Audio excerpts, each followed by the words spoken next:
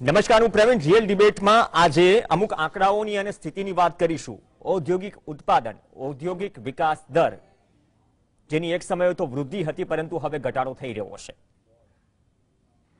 આઈઆઈપી ઔદ્યોગિક ઉત્પાદનના સૂચકાંક, જેના આંકડાઓ આવ્યા.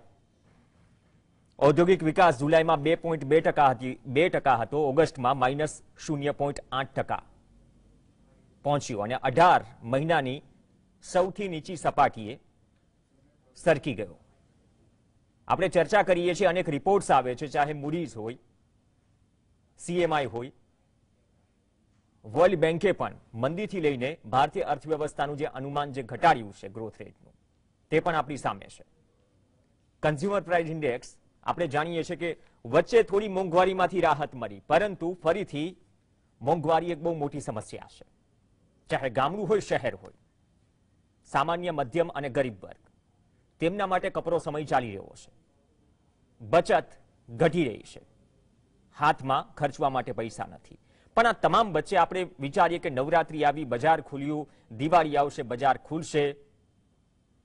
પણ આ તમામ વચ્ચે અમુક જે આંકડાઓ આવે છે, આંકડાઓ ચર્ચા જગાવે છે, ચર્ચા કરવી જોઈએ. આંકડાઓ પણ ચિંતાજનક હોય છે.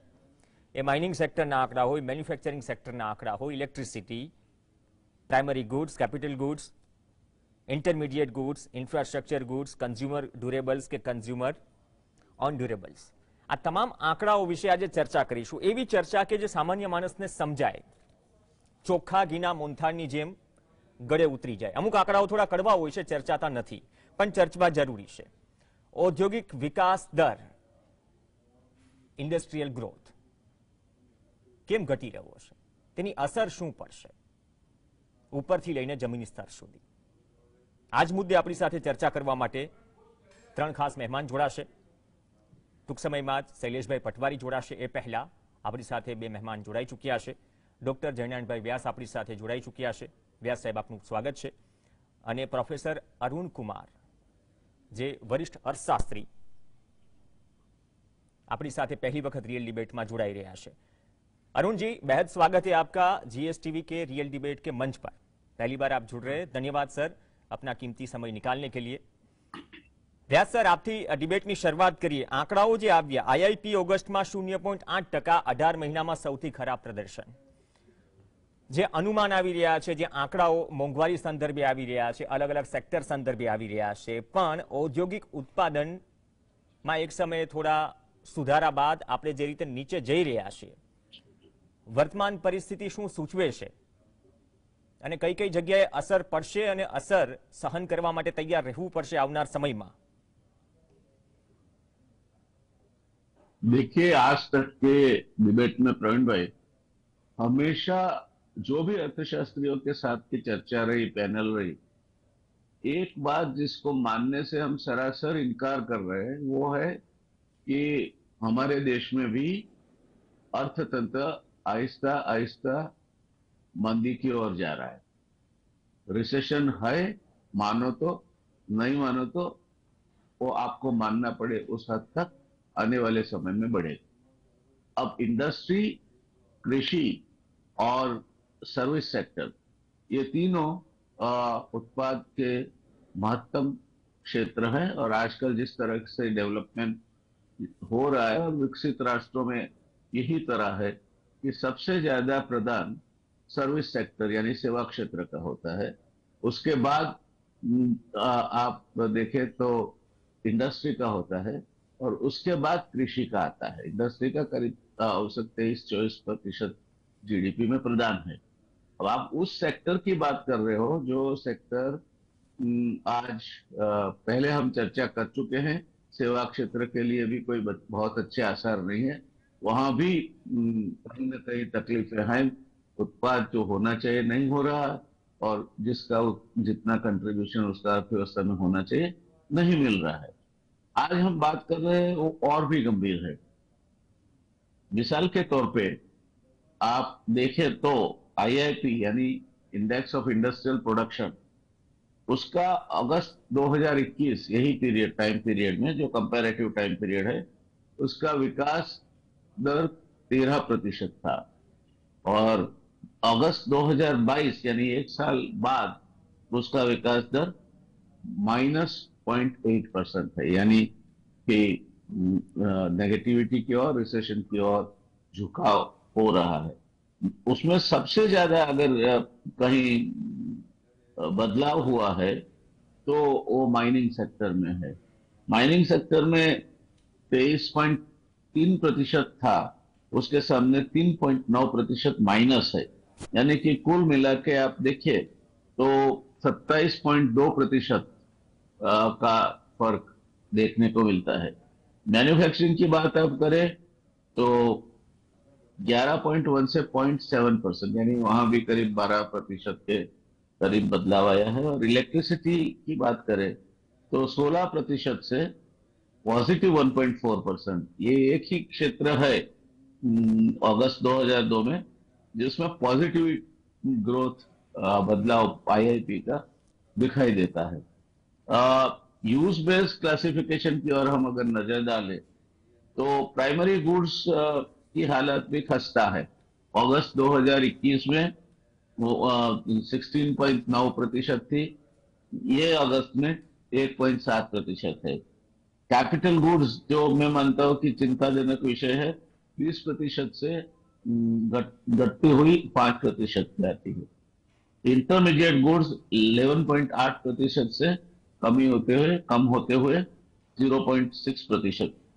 और इंफ्रास्ट्रक्चर गुड्स, जो किसी भी देश का विकास, अगर हम ये भी मान के चले कि कोरोना पीरियड में जो स्लो ग्रोथ दिख रहा था वो अब पिकअप होने लगा है, तो सबसे पहली असर उसकी इंफ्रास्ट्रक्चर पे और इंफ्रास्ट्रक्चर रिलेटेड गुड्स पे पड़ती है। वहां भी 13.5% से कम होकर 1.7% पे आए हैं। और कंज्यूमर ड्यूरेबल्स 11.1% से कम होते हुए 2.5% पे आए हैं। कंज्यूमर नॉन ड्यूरेबल्स तो और भी खराब है, 5.9% से -9.9% पे आए हैं। यानी कि ये दिवाली के पहले पहले जिस तरह के आसार मैन्युफैक्चरिंग के दिख रहे हैं, शायद उन्होंने ये स्वीकार कर लिया है कि आने वाली दिवाली उनके लिए कोई हकारात्मक संदेश लेकर नहीं आ रही है। उसके बाद की परिस्थिति जो भी बनेगी उसके ऊपर आगे हम चर्चा करते रहेंगे। मगर जो बॉयंसी दिवाली में दिखनी चाहिए वो इन सब चीजों से तो शायद ताल्लुकात नहीं रखती। मगर फिर भी रेडीमेड गारमेंट से लेकर पटाखे की चर्चा हमने कल ही की। ये टाइम कीमतें दुगुनी होगी और उतने ही पैसे में आधा सामान आपको मिलेगा। यानी वहां भी कोई अच्छे समाचार तो है ही नहीं। दिवाली में पटाखे इतने महंगे हैं और करीब 100 किस्म के पटाखे तो दिखाई ही नहीं देते बाजार में ये टाइम। तो शिवाकाशी की परिस्थिति भी ऐसी है कि शायद ये क्षेत्र अभी दिवाली पहले तो संभलेगा नहीं।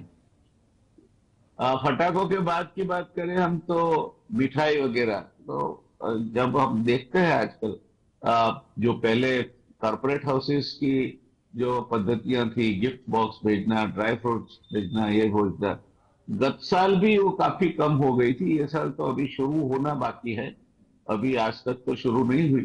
तो ये भी कोई बड़े कॉर्पोरेट हाउसेस को छोड़ के वहां भी जो उनकी ग्राहकी निकलनी थी शायद ही निकलेगी। तीसरा जो है रेडीमेड गारमेंट्स और कपड़ों से रिलेटेड है। मैं मेरा आना जाना जो रास्ते से होता है वहाँ रेडीमेड गारमेंट्स और कपड़ों का बहुत बड़ा बाजार है। और अभी जब दिवाली आने वाली है तब तो उसमें काफी हलचल मालूम होनी चाहिए थी। आज आप निकलो रास्ते से तो दुकानें बिल्कुल सूनी पड़ी है। तो ये परिस्थिति में आईआईपी का नेगेटिव होना और गत साल की कंपैरिजन में ये साल काफी कम होना, मैं मानता हूं कि चिंताजनक है। और इसका कोई रास्ता भी नहीं दिख सकता कि अभी, हाँ एक है कि बोनस आएगा सरकारी कर्मचारियों को, रेलवे कर्मचारियों को, जिन जिन को बोनस मिलना है वो बोनस इनके हाथ में आए तो लिक्विडिटी बढ़ेगी, और वो लिक्विडिटी बढ़ने की तहत मैं मानता हूं कि पहले 3 क्षेत्र जिसमें ग्राहकी बढ़ेगी वो गारमेंट्स, पटाखे और स्वीट्स, और उसके बाद कोई ऐसी छोटी मोटी एफएमसीजी की ग्राहकी में पैसे लगाए लोग तो अलग बात है। तो ये समय की दिवाली, एक तो डिफर्ड पेमेंट की दिवाली होगी, जितना खर्चा होना चाहिए वो नहीं होगा, और ऊपर से ये जो एफएमसीजी से लेके कैपिटल गुड्स वगैरह के जो क्षेत्र है वहां तो आसार यही है कि दिवाली के बाद भी शायद वो संभल पाए, क्योंकि अगर दिवाली में ठीक नहीं रहा तो दिवाली बाद तो वो संभल पाए ऐसे कोई आसार दिखते नहीं है। तो कुल मिला के प्रवीण भाई मैं कहना चाहूंगा कि हम एक ऐसे समय की ओर जा रहे हैं जिसमें personal disposable income in the hands of middle class and the whatever the pyramid class is going to decrease substantially, और लोग जहां तक हो सके पैसे खर्चने से दूर रहेंगे। टूरिज्म में भी इसकी असर अभी दिखाई देती है। हम बुकिंग देखें तो सिवा की विदेश में जाने की जो बुकिंग्स है काफी महंगी हो गई है। जो टिकट यहाँ से अमेरिका का 3-3.25 लाख में एग्जीक्यूटिव क्लास का मिल जाता था, वो आज 6 लाख से कम नहीं है। तो उसी तरह एयरलाइंस के भाव भी बढ़े हैं। कुल मिला के यात्रा कुछ कम ही होगी, और होटल और अदर इंडस्ट्रीज में भी इसका प्रभाव दिखेगा। तो ये परिस्थिति दिखती है। तो आईआईपी के डिक्रीज होने से उत्पाद क्षेत्र का तो उसमें तो कमी रहेगी ही, और वो नीचे जा रहा है। मगर आने वाले समय में उत्पाद क्षेत्र से जुड़ी जो कंपनियां हैं, अब मार्च आएगा, उसके अकाउंट्स आएंगे, प्रॉफिट कितनी दिखाती है, उसके ऊपर से डिविडेंड या बोनस की गिनती लोग रखेंगे। शेयर बाजार आज नोज डाइव करके नीचे जा रहा है, नीचे से नीचे जा रहा है। तो ये सब चीजें हमें, मैं मानता हूं कि 2023 की साल में भी कहीं ना कहीं परेशान करती रहेगी। પ્રવીણભાઈ, ઓકે, ધન્યવાદ. તમે ડિસ્પોઝેબલ ઇન્કમની પણ વાત કરી, દિવાળીની પણ વાત કરી, અને डिफॉल्ट पेमेंट वाली दिवाली પણ વાત કરી. अरुण जी, व्यास जी ने जैसे कहा कि एक तो पैसे लोगों के हाथ में, डिस्पोजेबल इनकम की बात हुई, लेकिन ये 18 महीने के सबसे नीचे वाली बात हुई आईआईपी की।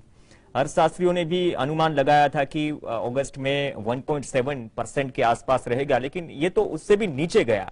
तो ये आंकड़ा जो है वो कितना चिंता का विषय, आने वाले वक्त में क्या संकेत दे रहा है ये आंकड़ा? देखिए, ऐसा है कि हमारी जो अर्थव्यवस्था है उसके 2 अहम हिस्से हैं। एक तो संग्रहित क्षेत्र है और एक असंग्रहित क्षेत्र है। जो ये आईआईपी के आंकड़े होते हैं ये संग्रहित क्षेत्र को ज्यादा दिखाते हैं, असंग्रहित क्षेत्र इसमें नहीं आता है। तो जो हमारा माइक्रो सेक्टर है उसमें 6 करोड़ यूनिट हैं, जो मीडियम और स्मॉल है उसमें 6 लाख यूनिट हैं, और जो बड़े यूनिट है वो 6000 यूनिट हैं। तो जो आईआईपी का जो आंकड़ा है वो 6000 यूनिट का दिखा रहा है। और अभी आपने देखा पैंडेमिक के दौरान ये जो ऑर्गेनाइज सेक्टर है वो अच्छा कर रहा था, अनऑर्गेनाइज सेक्टर बहुत बुरा कर रहा था, क्योंकि वहां से डिमांड शिफ्ट होके ऑर्गेनाइज सेक्टर में जा रही है। जैसे आपने देखा कि ट्रेड के सेक्टर में लोगों ने ई कॉमर्स का इस्तेमाल किया। जो लोग पहले ई कॉमर्स में नहीं जाते थे तो वो नेबरहुड स्टोर में नहीं जाते हैं, अब वहां जाते हैं। उसी तरह हिंदुस्तान यूनिलीवर की रिपोर्ट आई 4 महीने पहले, तो उन्होंने कहा हमारा मार्केट शेयर बढ़ गया, क्योंकि छोटे जो उद्योग हैं वो जो नीचे चले जा रहे हैं, वो अपना काम नहीं कर पा रहे हैं। और उसी तरह प्रेशर कुकर इंडस्ट्री में जगन्नाथन जी ने कहा, जो चेयरमैन थे प्रेशर कुकर इंडस्ट्री के, कि जो जीएसटी है उससे कोप नहीं कर पा रहे हैं छोटे छोटे यूनिट्स, और इसलिए डिमांड हमारी तरफ आ गई है, वो 24% बढ़ रहा है। इसीलिए आरबीआई का जो 1500 कंपनियों का सैंपल होता है वो दिखा रहा था कि जो कॉर्पोरेट सेक्टर है उसका प्रॉफिट 20-24% बढ़ रहा है, जबकि अर्थव्यवस्था स्टैग्नेंट है। अगर 2019 के कंपैरिजन में आप देखें, जो अभी आंकड़े आए थे ये इसके Q1 के, तो वो दिखा रहे हैं कि अभी भी हम सिर्फ 4% आगे हैं 2019 से। मतलब कोई बहुत ज्यादा बढ़त नहीं हुई है 3 साल में, और पर कैपिटा इनकम में गिरावट हो गई उसकी वजह से। तो इसलिए जो हमारे आंकड़े हैं वो सिर्फ संग्रहित क्षेत्र के आंकड़े हैं, उसमें असंग्रहित क्षेत्र के जोड़ लीजिए तो हमारी जो ग्रोथ है वो 7% नहीं है, वो -1% हो गई है। मैंने हिंदू में आर्टिकल लिखा था 4 महीने पहले कि जो हम प्रॉक्सी करते हैं असंगठित क्षेत्र को, कहते हैं कि जिस तरह से संगठित क्षेत्र चल रहा है उसी तरह से असंगठित क्षेत्र चल रहा है। वो बात नोटबंदी के पहले तो शायद ठीक होती, लेकिन नोटबंदी से जो असर पड़ा असंगठित क्षेत्र में, तो उसका असर ये है कि तब से वो गिरावट पे है और वो हमारे आंकड़ों में दिखता नहीं। पर ये तो बात है कि जब असंगठित क्षेत्र में 94% लोग काम करते हैं और वहां पे कठिनाई है, वहां पे नौकरी कम हो गई, वहां पे आमदनी कम हो गई, तो डिमांड कम हो जाती है और इसीलिए संगठित क्षेत्र में भी डिमांड कम हो जाती है। और इसीलिए आपने देखा कि पैंडेमिक के पहले 8 क्वार्टर में रेट ऑफ ग्रोथ ऑफिशियली गिरती चली गई, 8% से लेकर 3.1% पे आ गई। तो क्राइसिस हमारी अर्थव्यवस्था में डिमांड का जो है वो पहले ही आ चुका था और अब वो दोबारा जो दिख रहा है, क्योंकि अब असंगठित क्षेत्र और बुरी तरह पिट गया। जो थोड़ी बहुत ग्रोथ दिखी थी पिछले 1 साल 2 साल में, वो इसलिए दिखी कि 2020 में जबरदस्त गिरावट आई। उस गिरावट से हम जब मेजर कर रहे हैं कि हमारा रेट ऑफ ग्रोथ 13% बढ़ गया या 15% बढ़ गया या 14%, पर अगर हम 2019 से कंपेयर करके देखें तो अभी हमारी ग्रोथ नहीं आई है। दूसरी बात यह है कि जो कंज्यूमर कॉन्फिडेंस है, आरबीआई के आंकड़े दिखाते हैं कि अभी कंज्यूमर कॉन्फिडेंस जो जनवरी 2020 में पैंडेमिक के पहले 104 के लेवल पे था, अभी भी वो 70-72 के लेवल पे है। यानी कंज्यूमर कॉन्फिडेंस जब रिवाइव नहीं होगा तो कंजम्पशन रिवाइव नहीं होगा, जब कंजम्पशन रिवाइव नहीं होगा तो जब कैपेसिटी यूटिलाइजेशन कम होगा हमारी इंडस्ट्री का, जब कैपेसिटी यूटिलाइजेशन कम होगा तो इन्वेस्टमेंट कम हो जाएगा। तो सरकार तो अपना इन्वेस्टमेंट बढ़ा रही है, कैपिटल अकाउंट पे जो एक्सपेंडिचर वो बढ़ाया है, लेकिन प्राइवेट सेक्टर नहीं बढ़ा रहा, क्योंकि अभी भी बहुत बड़ा हमारा एक सेक्टर है जो ऑर्गेनाइज सेक्टर में, जैसे होटल है, रेस्टोरेंट है, एयरलाइंस हैं, वहां पे अभी कैपेसिटी यूटिलाइजेशन पूरा नहीं हो पाया जो 2019 वगैरह में था। तो इसलिए डिमांड कम है, जब डिमांड कम होगी तो गिरावट होगी। तो यही जो गिरावट दिख रही है वो इसकी वजह से है कि हमारे देश में असंगठित क्षेत्र बहुत बुरी तरह से धराशायी हुआ है और जो हमारा जो गरीब तबका है उसके हाथ में पैसा नहीं है। जैसे कि रूरल एम्प्लॉयमेंट गारंटी स्कीम में सरकार बार बार काट दे रही है, 70,000 करोड़ रुपए कर दिया, जबकि खर्चा हुआ था 98,000 करोड़ रुपया।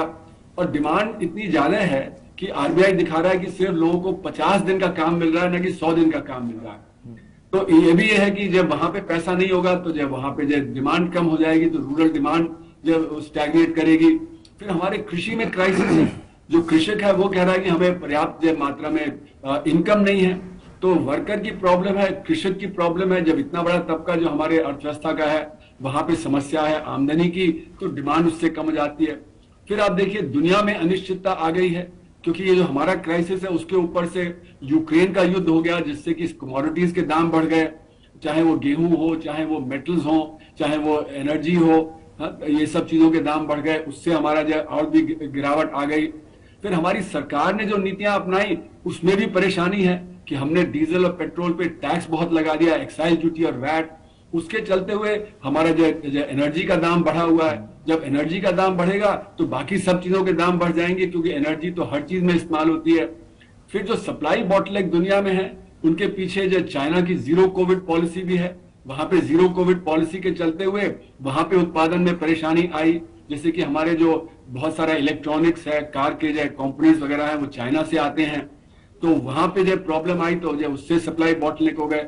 माइक्रो सेक्टर, स्मॉल सेक्टर जो बंद हुआ है, जैसे मैंने सुना तिरुपुर में 40% यूनिट बंद हो गए हैं, तो उससे सप्लाई बॉटलनेक आ जाते हैं। तो इसलिए मेरा यह मानना है कि जो फिस्कल पॉलिसी है उसका एक बड़ा रोल है। और अभी क्या हो रहा है कि हम मॉनेटरी पॉलिसी पर निर्भर कर रहे हैं, हम जो अपना इंटरेस्ट रेट बढ़ा रहे हैं। अब इंटरेस्ट रेट बढ़ाने से कोई दाम तो कम नहीं हो जाएगा, क्योंकि यूक्रेन का युद्ध नहीं रुकेगा हमारे जो इंटरेस्ट रेट बढ़ाने से या यूएस में फेड के रेट बढ़ाने से। तो यूएस ने फेड का रेट तो बढ़ा दिया, लेकिन वहां पे दाम भी अभी तेज चल रहे हैं, 8%, 8.5% की रफ्तार से चल रहे हैं। तो इसलिए जो पॉलिसीज अपनाई जा रही हैं उनको मैं कहता हूं मॉनेटरिस्ट पॉलिसीज हैं, वो सप्लाई साइड पॉलिसीज होती हैं। उसमें कहा जाता है कि जब बिजनेस को कंसेशन देंगे तो अर्थव्यवस्था ठीक करेगी, लेकिन समस्या सारी दुनिया में डिमांड की है। जब डिमांड कम है तो फिर इंडस्ट्री अपना उतना उत्पादन नहीं करती है जितना कि वो कर सकती है, पोटेंशियल जो आउटपुट है उतना नहीं पहुंच पाती। तो अभी जो यहाँ पे हमारे यहाँ जो इंटरेस्ट रेट बढ़ाया गया उससे अर्थव्यवस्था तो स्लो डाउन करेगी, लेकिन दाम उससे कंट्रोल में नहीं आएंगे, क्योंकि यूक्रेन का युद्ध चल रहा है, चाइना की जीरो कोविड पॉलिसी चल रही है, सप्लाई बॉटलनेक है, हमारे देश में सप्लाई बॉटलनेक है, हमने एनर्जी के दाम कम नहीं किए टैक्स वगैरह कम करके। तो हमें फिस्कल पॉलिसी पे निर्भर ज्यादा होना चाहिए न कि मॉनेटरी पॉलिसी पे। और इसका सबका जो असर है वो हमारे असंगठित क्षेत्र पे, गरीबों पे पड़ रहा है। और इसीलिए ये जो नेगेटिव ग्रोथ रेट है वो तो सिर्फ संगठित क्षेत्र की है, उसमें असंगठित क्षेत्र जोड़ लीजिए तो एक्चुअली इस अर्थव्यवस्था की हालत बहुत खराब है, क्योंकि जो ग्रोथ रेट भी कम है और जो हमारा इन्फ्लेशन भी तेज है, तो इसको हम स्टैगफ्लेशन बोलते हैं। जब ये स्टैगफ्लेशन सिचुएशन आ जाती है तो उसको संभाल पाना सरकार के लिए काफी कठिन हो जाता है। उसके लिए फिस्कल पॉलिसी रिस्पॉन्स जरूरी है। सरकार को फिस्कल पॉलिसी रिस्पॉन्स आज से 8-10 महीने पहले से ही करना चाहिए था, जो उन्होंने नहीं किया। धन्यवाद। सही बात कही आपने कि अर्थव्यवस्था की स्थिति अभी गंभीर है, लेकिन ये संकेत आ रहे हैं वो कितने गंभीर हो सकते हैं आने वाले वक्त में, और जो पॉलिसी मेकिंग है उसको भी हम कैसे हैंडल कर सकते हैं जो चैलेंजेस है उसके तौर पर। શૈલેષ પટવારી પણ આપણી સાથે જોડાયેલા છે। એક બ્રેક માટે રોકાઈશું અને થોડું વધુ આગળ વધારીશું। સાહેબે કહ્યું ને કે ભાઈ તકલીફ છે ને ડિમાન્ડમાં છે, જ્યારે હાથમાં પૈસા ઓછા કે બચત ઓછી છે તો અલગ અલગ સેક્ટરની હાલત આમ પણ કોવિડ પછી પાટા પર આવી પણ હજુ ફૂલ ટ્રેક પર નથી આવી। તો દિવાળી પહેલાના સંકેતો કેટલા પડકારજનક છે ચર્ચા કરવી જરૂરી, સાથે જ તેમના માટે પોલિસી પણ શું હોવી જોઈએ અથવા તો કઈ રીતે ટેકલ કરશે સરકાર કે પોલિસી મેકર્સ, તે પણ ચર્ચા કરીશું। Welcome back. ઔદ્યોગિક વિકાસનું મીટર ડાઉન અથવા તો નેગેટિવમાં છે ઓગસ્ટમાં 0.8%, 18 મહિનામાં સૌથી ખરાબ પ્રદર્શન। ચર્ચા આગળ વધારીએ। શૈલેષભાઈ પટવારી પણ આપણી સાથે જોડાઈ ગયા છે, જે જીસીસીઆઈના પૂર્વ પ્રમુખ છે। શૈલેષભાઈ, આપનું સ્વાગત છે। જે રીતે પ્રોફેસર અરુણ કુમારે અને વ્યાસ સાહેબે જે રીતે વાત કરી કે અત્યારે પરિસ્થિતિ એ છે, પ્રોફેસર અરુણ કુમારે એમ કહ્યું કે ભાઈ ડિમાન્ડ સાઈડથી તકલીફ છે અને સેવિંગ્સ હાથમાં પૈસા હોવા જોઈએ, પણ તમે ઇન્ડસ્ટ્રી સાથે જોડાયેલા છો। નોટબંધીનો ફરીથી ઉલ્લેખ કરીશ, બહુ ટચ કરીને નીકળીશ। એ પછીની પરિસ્થિતિઓ જે પડકારજનક રહી, કોવિડ આવ્યું પછીથી ફરીથી ટ્રેક પર ગાડી આવતી હતી, પણ અત્યારે જે સેક્ટરની હાલત છે, mining, manufacturing, electricity, capital goods, primary goods, intermediates, આ આંકડો કે આ સંકેત ના કારણો આપ શું માનો છો, અથવા તો આમાંથી બહાર આવતા કઈ કઈ બાબતો હજુ ફેસ કરવી પડશે જ્યાં સુધી ઔદ્યોગિક એકમોની કે આ સેક્ટરની વાત કરીએ?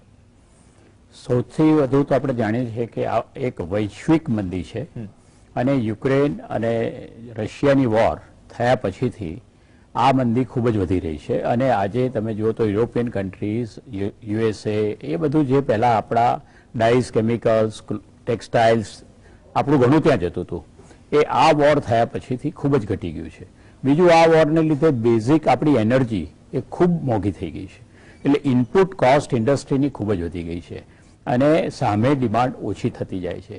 એટલે ઇન્ડસ્ટ્રીની સિચ્યુએશન એવી છે કે એક તો ક્યાં તો હાયર રેટે ખરીદી અને પ્રોડક્ટ કરે તો એ માર્કેટમાં વેચાય એમ નથી, એટલે they have slow down their manufacturing activities, which is a very very dangerous point for nation.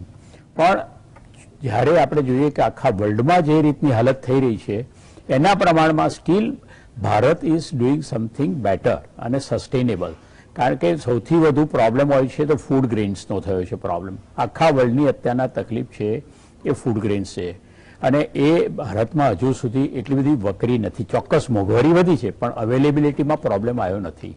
એટલે હું માનું છું કે આ જે તકલીફ છે એ સૌથી વધુ એ રો મટીરિયલની ઇનપુટ કોસ્ટ, જેમ આપણે સાહેબે કહ્યું કે ચાઇનાથી ચિપ્સ નથી આવતી એટલે અહીંયા ઘણી બધી ઓટોમોબાઈલ ઇન્ડસ્ટ્રીઝ, બીજી બધી ઇલેક્ટ્રોનિક ઇન્ડસ્ટ્રીઝમાં વર્કિંગ બંધ થઈ ગયું હતું। એટલે આ જે આપણી બેઝિક રિક્વાયરમેન્ટની ડિપેન્ડન્સી છે એ પણ વચ્ચે આવે છે। ડોલર પણ ખૂબ વધી ગયો છે એટલે તમારી ઇમ્પોર્ટ કોસ્ટ પણ વધી રહી છે અને ખાસ કરીને ફ્યુઅલ કે ગેસ, બીજું બેંક રેટ વધતા જાય છે અને એ પણ બહુ ઓબ્વિયસ છે કે વધ્યાના જતા, કારણ કે two control inflation it is one of the major RBI using. પણ એને લીધે ધારો કે સેલેરીડ મેન હોય કે જે લોકોને ઈએમઆઈ ફિક્સ છે, એમને જો વ્યાજને લીધે ઈએમઆઈનું ક્વોન્ટમ ઓફ પેમેન્ટ વધતું જાય છે, એટલે એ લોકોની પણ ખરીદી જે છે એ અત્યારના ખૂબ જ એ લોકો કોશિયસ થઈ ગયા છે, કારણ કે ઈએમઆઈનો ડિફોલ્ટ થાય એ પોસાય નહીં। એટલે દરેક જણ અત્યારના પ્રેસમાં છે કે how to make two ends together. અને નાની ઇન્ડસ્ટ્રીની સૌથી મોટી પ્રોબ્લેમ છે, એમાં પ્રોબ્લેમ આવે છે સૌથી મોટા તો પોલિસી રિલેટેડ ઇસ્યુઝ છે આપણે ત્યાં, અને એને લીધે નાની ઇન્ડસ્ટ્રીને ખૂબ જ તકલીફ પડે છે। કારણ કે આજે તમે માનનીય વડાપ્રધાનશ્રીએ 17મી સપ્ટેમ્બરે સ્ટેચ્યુ ઓફ યુનિટી પાસે એક સ્ટેટમેન્ટ એમણે કર્યું હતું કે આપણે ત્યાં white Naxals are hindering the growth of the industry. Environment ક્લિયરન્સમાં સૌથી વધુ ડિલે થઈ રહ્યો છે. આવા નાના નાના ફેક્ટર્સ છે, પણ it matters much two small and medium scale industries. એટલે હું માનું છું કે ગવર્મેન્ટે ખૂબ જ જરૂરિયાત છે કે બ્યુરોક્રેસીને કહી અને કોઈ પણ જાતનો delay in policy, in sanction, in licensing થવું ના જોઈએ. નહીતર આ ઇન્ડસ્ટ્રી ઓલમોસ્ટ અત્યારના 30-40% ચાલી રહી છે, એ બંધ પણ થઈ શકે છે. અને એકવાર એમએસસી બંધ થશે તો એને ફરીથી રિવાઇવ કરવી એ ખૂબ જ અઘરું છે.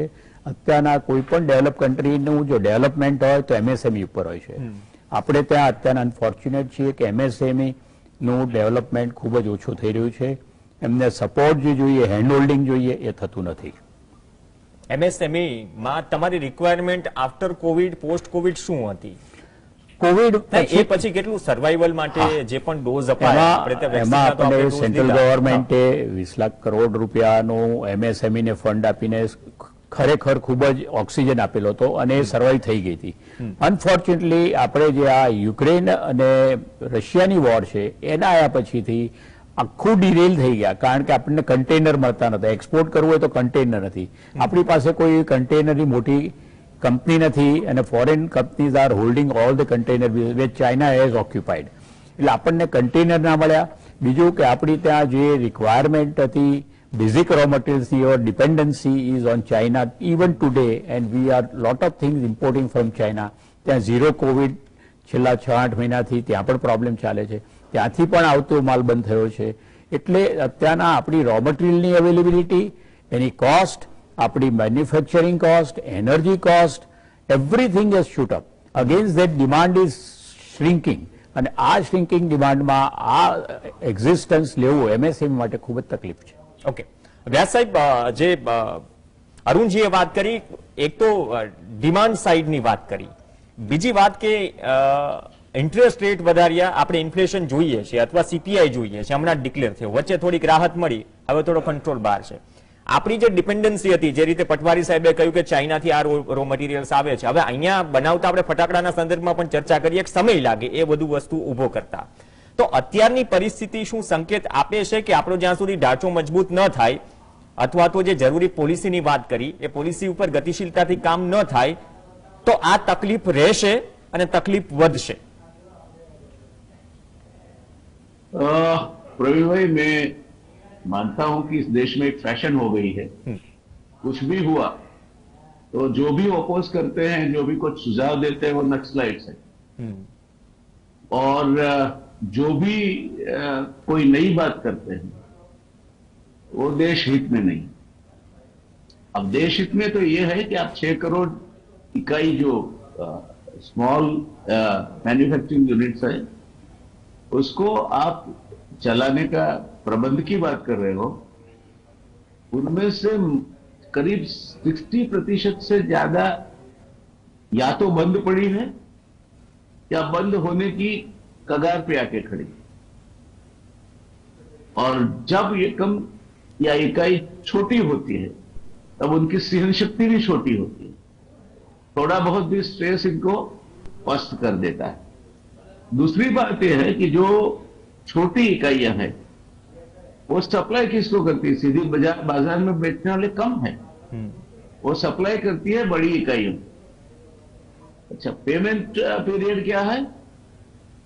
90 दिन से लेकर 180 दिन, और 180वें दिन पे भी आपको जाने का, वहां रिसेप्शन पे पूछने का कि मेरा चेक तैयार है, अगर नहीं है तो चुपचाप लौटे आने. यानी कि हमारी जो बड़ी इकाइयां हैं, they are trading on the equity of the small scale sector, small and micro sector, by dictating their own payment rules and not honouring them. अगर 180 दिन पे किया, 180 दिन पे आप दे देते हो पैसे तो ठीक है, उसके बाद आपको अगर वापिस आना पड़ता है रिसेप्शन में जाके, तो छोटी इकाई करेगी क्या? कहां से वो बफर लाएगी जिसके सहारे वो जिंदा रह सके? उनको तो दूसरा सप्लाई मिल जाएगा. तो ये मुद्दा जो है मैं मानता हूं कि छोटी इकाइयों की बात जो हम कर रहे हैं वो करीब करीब 1/3 देश का उत्पाद करती है, मगर सबसे ज्यादा आधी रोजगारी सीधी, और अगर एक्सपोर्ट को आप ले तो फिर करीब 45% के करीब मैन्युफैक्चरिंग और प्रोपोर्शनेट रोजगारी ये इकाइयां देती है। ये इकाइयां जब बंद हो रही है तब सबसे पहला आघात होना चाहिए पॉलिसी प्लान कि इसको किस तरह जिंदा रखा जाए, किस तरह इनको कोई कायदे के तरह या जो अच्छे जो यूनिट्स है जिनके साथ इनका सालों का व्यवहार है, उनसे क्यों आप उनको ये नहीं कहते कि आपको जो भी ऑर्डर दो 50% इनको आपको एडवांस देना हो। कहीं चले जाने वाले नहीं है वो लोग, उनको भी काम करना है, मगर वो तो हम करते नहीं है क्योंकि बड़ी इकाइयों की पहुंच भी बड़ी होती है। जिस तरह से बड़ी इकाइयां बड़ी होती जा रही है, आज करीब करीब 90% इकोनॉमिक एक्टिविटी पे तो 10% लोगों की कमांड है और 1% लोगों के पास 58% अर्थव्यवस्था पे इनका असर है या कमांड है। तो प्रश्न है, और सबसे ज्यादा प्रश्न छोटी और लघु इकाइयों में इस इकाई में आते हो, मगर कई किस लोग ऐसे भी हैं कि जिनके दोस्त बड़े बड़े यूनिट चलाते हैं और वो इनके सप्लायर है, वो टिक जाते हैं, मगर बाकी के लोगों के लिए तो टिकने का कोई रास्ता ही नहीं। तो ये जो पॉलिसी है उसका ज्यादातर लाभ लेने की कैपेबिलिटी भी इन इकाइयों में नहीं है। सबसे ज्यादा लाभ अगर बैंकों का कोई लेता है तो जितने बड़े लोग उतने बड़े लाभ लेते हैं और लाभ लेकर फिर वो बढ़ते जाते हैं और बढ़ते बढ़ते इतने बढ़ जाते हैं कि वो दुनिया तक पहुंच जाते हैं और वो छोटा इकाई वहां ही रह जाता है, शायद बंद हो जाता है। तो हमारे देश में इस तरह की जो ये क्रॉनी कैपिटलिज्म की जो पकड़ है अर्थव्यवस्था पे और सरकार पे, ये जब तक रहेगी, मैं मानता हूं कि ये जो पॉलिसियां हैं वो ये छोटे लोगों के फेवर में कभी नहीं आएगी। हाँ, दिखावा जरूर हो, मगर जो उनको मिलना चाहिए, उन तक पहुंचना चाहिए, वो कभी नहीं पहुंचेगा। तो क्रोनी कैपिटलिज्म को जब तक आप स्पॉन्सर करते हो, जब तक आप नर्स करते हो, जब तक उनकी उन्नति हो वो आपकी उन्नति है ऐसा समझते हो, तब तक इस देश में छोटी इकाई का कोई है ही नहीं। और माइक्रो इकाई की तो बात ही छोड़िए, उन्हें तो ये लोग जो कहे कि 180 दिन पे पेमेंट मिलेगा तो वो भी मंजूर है, और 200 दिन पे मिलेगा तो वो भी मंजूर है, 240 दिन पे मिलेगा तो वो भी मंजूर है। तो ये परिस्थिति है, हमें समझनी चाहिए कि कौन से सेक्टर की हम बात कर रहे हैं। तो ये बड़े सेक्टर के तो क्या है, उनकी लॉबी भी है। आप CII में जाए, एसोचैम में जाए, चैम्बर ऑफ कॉमर्स है, वो बड़े लोग हैं सब। वो चाहे नाम के खातिर कुछ छोटे लोगों को कहीं ना कहीं पद पे बिठा दे, अलग बात है, मगर वो हित रक्षा किसकी करते हैं? गुजरात की भी देखे तो कुछ 5 या 6 लोग चैम्बर को चलाते हैं, तो हित रक्षा किसकी करते हैं वो लोग? ये crony capitalism has hold over ASSOCHAM, CII, chambers, और दूसरा होल्ड है राजनीतिज्ञों का। अब तो इनकी रिएक्शन भी राजनीतिज्ञ तय करते हैं कि आपको इसको प्रमुख बनाना है, इसको ये बनाना है। ऐसा मेरी प्राथमिक जानकारी है, ये किसी की कहीं सुनी बात नहीं है। तो इस परिस्थिति में जब तक हम डिसोनेस्ट हैं, बेईमान हैं, तो बेईमान देश कभी भी ये समझे कि वो अपनी बेईमानी करके भी ऊपर आ जाएगा, हो नहीं सकता। और ये अगर समस्या को हम इसी तरह से, जिस तरह से हम सोचते चलाए रखेंगे, तो मैं मानता हूं कि बहुत बड़े संकट में आने वाले समय हम आ जाएंगे। हालांकि ये बात सही है, कृषि 50% रोजगारी देती है, हालांकि उसका GDP में प्रदान 16-17%, कृषि यानी ग्रामीण बाजार मोर देन 50% मैन्युफैक्चरिंग गुड्स खरीदता है, 55% मोटर बाइक्स वहां बिकती है, 52% ऑफ क्लॉथ वहां बिकता है, soft goods and other things वहां बिकती है, कोल्ड ड्रिंक आइसक्रीम वहां बिकता है, बिस्लेरी वाटर के अलावा और भी पानी की बोतलें। आजकल तो छोटे से छोटे गांव में आप जाइए तो पहला काम करेंगे वो दुकान से बिस्लेरी की बोतल ले आना, that is considered to be a status symbol. तो ये हमारी मंशा है और ये मंशा को बातें जरूर की जाती है। अब मैं तो किसी को, सरकार को तो दोष दूंगा ही नहीं, क्योंकि सरकार तो प्रजा की नौकर है। जब तक प्रजा ही कुंभकर्ण की नींद में सोई हुई है और बाकी के क्रोनिक कैपिटलिज्म वाले जो 1-2% लोग हैं इस देश में, उनके हाथों में इनकी बागडोर है, तब तक तो वो अंधा बांटे रेवड़ी फिर खुद को दे वाली बात सत्य होती है, आज तक होती आई है और होती रहेगी। धन्यवाद। अरुण जी, जो आपने डिमांड साइड की बात की पहले वाले पोर्शन में, लेकिन एक बात यह भी है कि जो ढांचा है सबसे स्मॉल एंड मीडियम सेक्टर की, पटवारी सर ने भी बात की, व्यास सर ने भी बात की, अगर समय सर वो जो रिक्वायरमेंट है वो अगर नहीं मिली और उसके साथ एक एम्प्लॉयमेंट का पोर्शन भी जुड़ा है, डिमांड का तो है ही, अनएम्प्लॉयमेंट की सिचुएशन हमारे यहाँ फिर ये इन्फ्लेशन की तरह सबसे बड़ी चैलेंज है अभी सरकार के लिए या फिर कोई भी इंडस्ट्री के लिए। तो ये जो ढांचे की हम बात करते हैं, वो ढांचे में क्या इतनी दरार पड़ चुकी है जो आने वाले वक्त में ढांचा पूरा दहा न दे? उससे पहले कुछ पॉलिसी मेकिंग या फिर कुछ जो जरूरी चीज है वो नीचे तक पहुंचनी चाहिए, जो एक बहुत बड़ी समस्या है, मसला है, या फिर हम मान ले कि जो डिमांड है अलग अलग इंडस्ट्री की।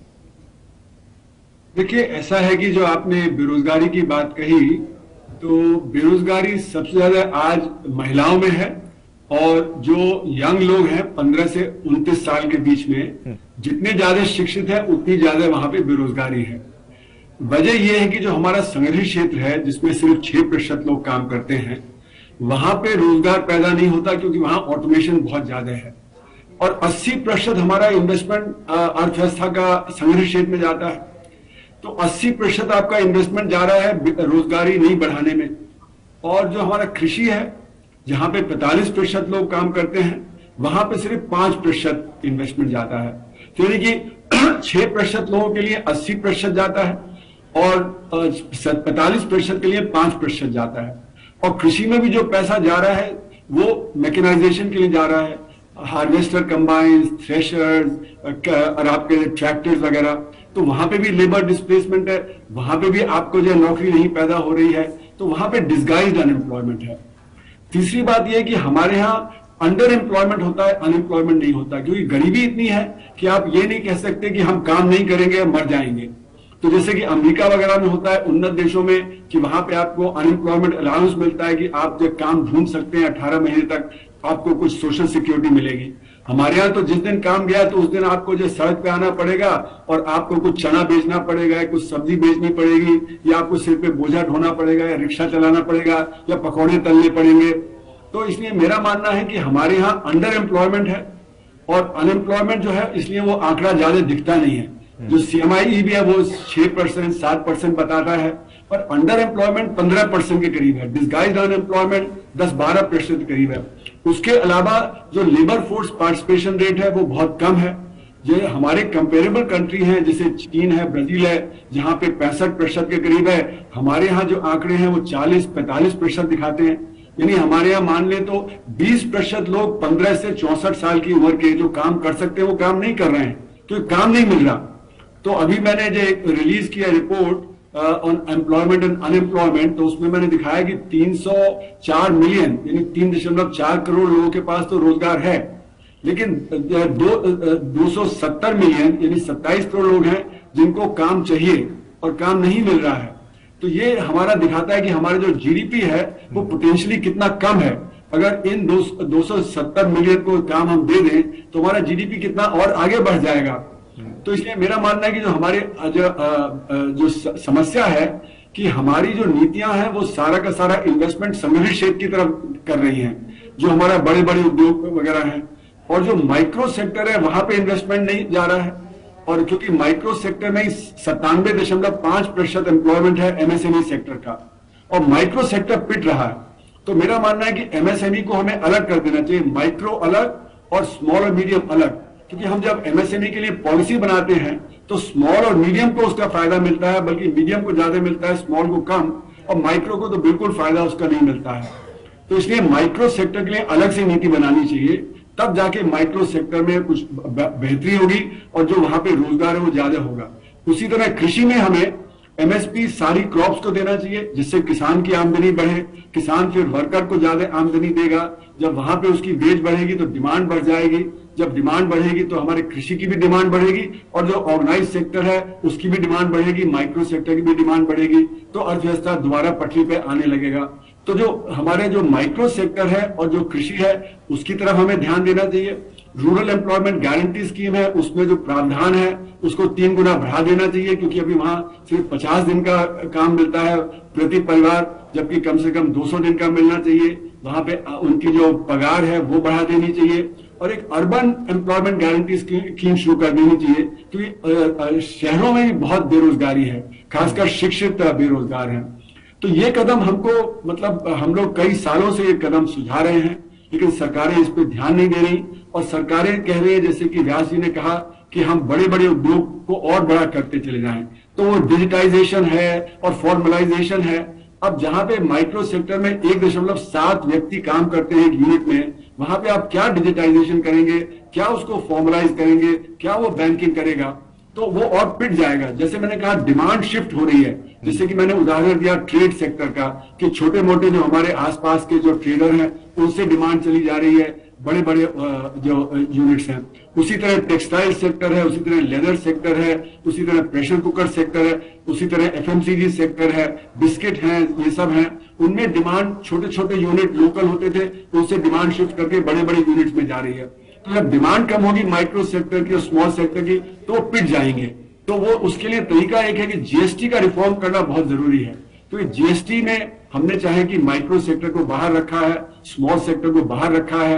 1.5 करोड़ रुपए तक के जो टर्नओवर है उस पर कॉम्पोजिशन स्कीम है, 50 लाख से कम पे जीएसटी में वो आते नहीं है, पर उनको इनपुट क्रेडिट नहीं मिलता, तो उससे इनपुट क्रेडिट नहीं मिलता तो उनका जो कॉस्ट ऑफ प्रोडक्शन वो बढ़ जाता है, और जो ऑर्गेनाइज सेक्टर उसको फायदा हो जाता है। फिर जब वो सामान बेचते हैं तो उनको जो इनपुट क्रेडिट नहीं दे सकते, और बल्कि उनका रिवर्स चार्ज लग जाता है जो उनसे सामान खरीदता है, तो उनको डबल जो वैनी जिसको कहा जाए कि दोहरी मार पड़ती है जब वो सामान खरीदते हैं और जब सामान बेचते हैं। इसलिए जीएसटी का रिफॉर्म करना बहुत जरूरी है। इसको लास्ट पॉइंट टैक्स बना दें, क्योंकि आखिर जो सारा का सारा जीएसटी तो आखिर जो कंज्यूमर है वही देता है। तो लास्ट पॉइंट टैक्स के बारे में मैं पिछले 7 साल से बात कर रहा हूं कि जीएसटी से बहुत डैमेज होगा हमारी अर्थव्यवस्था में, हमारे असंगठित क्षेत्र को। तीसरी बात यह है कि हमारे पॉलिसी मेकर है वो असंगठित क्षेत्र की तरफ ध्यान नहीं देते हैं। इसीलिए जब लॉकडाउन लगाया तो 4 घंटे के अंदर लगा दिया, ये नहीं सोचा कि हमारा असंगठित क्षेत्र कैसे कोप करेगा। जीएसटी लगा दिया, उन्होंने ये नहीं सोचा कि असंगठित क्षेत्र इससे कितना वो परेशान हो जाएगा। डिमोनेटाइजेशन कर दिया, ये नहीं सोचा कि हमारे असंगठित क्षेत्र पे क्या असर पड़ेगा। हमारे आंकड़े क्योंकि संगठित क्षेत्र से आते हैं तो वहां पे 6% 7% का ग्रोथ होता है, तो हम कहते हैं हम तो वर्ल्ड में फास्टेस्ट ग्रोइंग इकोनॉमी है। हम ये नहीं देखते कि वहां पे असंगठित क्षेत्र पिट रहा है। तो इसको मैं कहता हूं कि we are invisibilizing the unorganised sector. Data में भी इनविजिबलाइज कर दिया, पॉलिसी में भी इनविजिबलाइज कर दिया। पॉलिसी मेकर भी उसकी तरफ ध्यान नहीं देता, डेटा में तो उसका ध्यान आता ही नहीं है। तो इसलिए जब तक हम इसको दोबारा नहीं करेंगे, उसी तरह जो इन्फ्लेशन है, इन्फ्लेशन का भी अगर आप देखें तो एक कॉम्पोजिट बास्केट है। पहले agriculture worker, blue collar worker और जो व्हाइट कॉलर वर्कर, इनके अलग अलग बास्केट होती थी क्योंकि इनका कंजम्पशन पैटर्न अलग था। आज हमने एक ही कंजम्पशन पैटर्न कर दिया, अमीर का भी वही है, गरीब का भी वही है, जबकि कंजम्पशन पैटर्न बिल्कुल अलग है। तो जो आज का इन्फ्लेशन जो 7% के करीब है, वो गरीब आदमी के लिए बहुत महंगा है, क्योंकि वो तो अपनी पगार नहीं बढ़ा सकता, उसको डीए न्यूट्रलाइजेशन नहीं मिलता। जो ऑर्गेनाइज सेक्टर है उसमें डीए न्यूट्रलाइजेशन मिल जाएगा, अभी नहीं मिला तो 6 महीने बाद मिल जाएगा। पर जो असंगठित क्षेत्र है वो तो नाम बताता है कि आप असंगठित है, तो आपकी जब जो बार्गेनिंग पावर नहीं है, आप अपनी तनख्वाह नहीं बढ़वा सकते, तो आपकी आमदनी कम होगी। तो इन्फ्लेशन का असर हमारे असंगठित क्षेत्र पे बहुत बुरा पड़ता है। तो असंगठित क्षेत्र को देखें तो इन्फ्लेशन का असर बुरा है, उनके जो रोजगार है उस पर जो बुरा असर है, तो वो बहुत ही परेशानी में है और उनकी तरफ हमें ध्यान देना बहुत जरूरी है। ओके, જ્યાં ધ્યાન દેવાની વાત કરી પટવારી સાહેબ, આજે પોલિસીની વાત કરી કે આવનાર સમયમાં સાહેબે તો ચલો માઇક્રો સેક્ટરને અલગ રાખીને પોલિસીની વાત કરી કે ભાઈ મીડિયમને મળે છે, સ્મોલને ઓછું મળે છે, માઇક્રો તો ધ્યાનમાં જ નથી લેવાતું. તમારા જે પ્રશ્નો છે અથવા તો ઇન્ડસ્ટ્રી લેવલના જે પ્રશ્નો છે જ્યાંથી રોજગારી પણ અપાય છે, સાથે સાથે એ ઢાંચો પણ મજબૂત બનાવવાનું કામ છે. તો આ સ્થિતિ જ્યારે આઈઆઈપી ના આંકડા વિશે ચર્ચીએ છીએ તો આવનાર સમયમાં પોલિસી બનવી, ઇમ્પ્લિમેન્ટેશન થવું અને રિઝલ્ટ મળવા એક સમય લાગી જશે. તો માનો છો કે એમાં સર્વાઈવલ વિન્ડો ની હવે તલાશ અત્યારથી કરી દેવી જોઈએ? ચોક્કસ કરવું જોઈએ અને આને એકદમ અર્જન્સીના મોડ ઉપર લેવું જોઈએ, કારણ કે જેટલું ડિલે થતું જશે એટલું નુકસાન વધતું જશે અને એને ફરીથી રીસ્ટ્રક્ચર કરવું ખૂબ જ અઘરું પડશે. એટલે જે અમિત કુમાર સાહેબે કહ્યું કે માઇક્રો, સ્મોલ અને મીડિયમ એ કેટેગરીને પણ હવે ડિવાઈડ કરીને એને એ રીતનું જો ફાઇનાન્સિંગ થાય કે સ્મોલ અને માઇક્રો, કારણ કે અત્યારના મીડિયમની ડેફિનિશન 250 કરોડ કરી છે, જે મોટા 99% ઇન્ડસ્ટ્રી નથી, એટલે એનો લાભ મોટાને જ મળે છે. એટલે એ ડેફિનેશન સુધારવાની ખૂબ જ જરૂર છે અને એને ઘટાડીને 50 કરોડ લાવી અને એના બેનિફિટ્સ આપવા જોઈએ, જેથી કરીને બેંકો અત્યારના શું કરે છે કે અમે મીડિયમ સ્કેલને ફાઇનાન્સ કર્યું, તો કોને કર્યું? તો 250 કરોડ વાળાને. એટલે મોટી કંપનીઓ 1000 કરોડની કંપનીને 250-250ના 4 પાર્ટીશનમાં ઊભી કરી દે છે અને મીડિયમ સ્કેલની જે ફાઇનાન્સ મળતું એ લોકો લઈ લે છે અને બેંકો એ લોકોને ફાઇનાન્સ આપવા માટે રાજી હોય છે. એટલે જે ખરેખર જેન્યુઇન મીડિયમ છે એમને કોઈ ફાઇનાન્સનો લાભ નથી, કોઈ પેમેન્ટનો લાભ નથી. They are really starving. અને હું માનું છું કે આ ખૂબ જ જરૂરી છે અને urgently it should be address by the government. કારણ કે જો એમએસએમઈ એકવાર જો બંધ થઈ તો જે એમ્પ્લોયમેન્ટ જનરેશન અત્યારના એમએસએમઈ જ આપી શકે છે. બાકી તમે જુઓ મારુતિ તો એ રોબોટિક્સથી ચાલે છે, એ કોઈ એમ્પ્લોયમેન્ટ આપતું નથી. કરોડોનું ઇન્વેસ્ટમેન્ટ હશે પણ એનું રોબોટિક્સ ઉપર ચાલે. એટલે જે રીતે અત્યારના એમએસએમઈની હાલત છે એ જોતા ગવર્મેન્ટે એન્વાયરમેન્ટની પોલિસી ખોટી રીતે જે છે હેરાન કરે છે. અમે એમ નથી કહેતા પ્રદૂષણ વધારો, પણ policy related issues, infrastructure immediately provide કરવાની જરૂર છે. ડીપ સી ડિસ્ચાર્જ પાઇપલાઇન નથી થવાથી આજે નદીઓ પોલ્યુટ થાય છે અને નાની નાની ઇન્ડસ્ટ્રીઓને એનજીટી કરોડો રૂપિયાનો ફાઇન કરે છે. હવે એ જ વસ્તુ 1500 કરોડના ખર્ચે ડીપ સી પાઇપલાઇન નાખી all the industry are meeting that norms, why we should not have that. એટલે અત્યારના જે હર્ડલ્સ છે, અત્યારના ઇન્ડસ્ટ્રીને તમે બંધ કરો, એના ઉપર એન્વાયરમેન્ટ ડેમેજ કોમ્પન્સેશન, તો નાની ઇન્ડસ્ટ્રી હોય તો કે 50 લાખ. હવે 50 લાખ તો એની વર્કિંગ કેપિટલ નથી. હવે આ જે બધું થઈ રહ્યું છે, અમે પોલ્યુશન માટે નથી કહેતા, પણ policy related lot of issues છે અને આ પોલિસીમાં કરપ્શન વધી રહ્યું છે. એટલા માટે ખૂબ જ જરૂરી છે કે ટ્રાન્સપરન્ટ પોલિસી અને દરેક જગ્યાએ એનું પૂરેપૂરું વોચ થવું જોઈએ. આજે તમે જુઓ તો જીએસટીમાં મેં ટેક્સ ભર્યો, મારા આગળવાળાએ ટેક્સ ભર્યો, પણ ચોથાએ નથી ભર્યો તો મારા ઉપર અત્યારના કેસ કરીને રિકવરી કરવામાં આવે છે.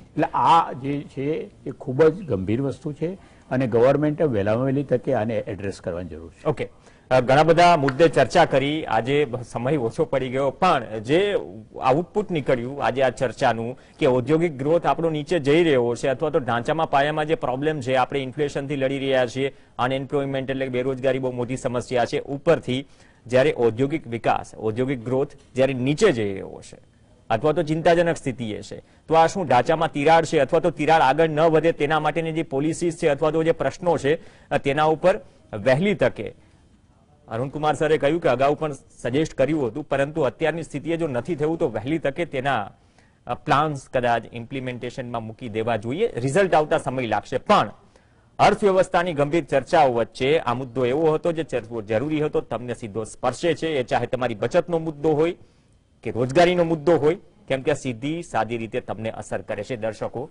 જે આ શો જોઈ રહ્યા છે. ધન્યવાદ વ્યાસ સાહેબ રિયલ ડિબેટમાં જોડાવા માટે. પ્રોફેસર અનુર કુમાર સર આપનો પણ ધન્યવાદ અને પટેવારી સાહેબ આપનો પણ ધન્યવાદ. આ સાથે રિયલ ડિબેટમાં હાલ બસ આટલું જ. નમસ્કાર.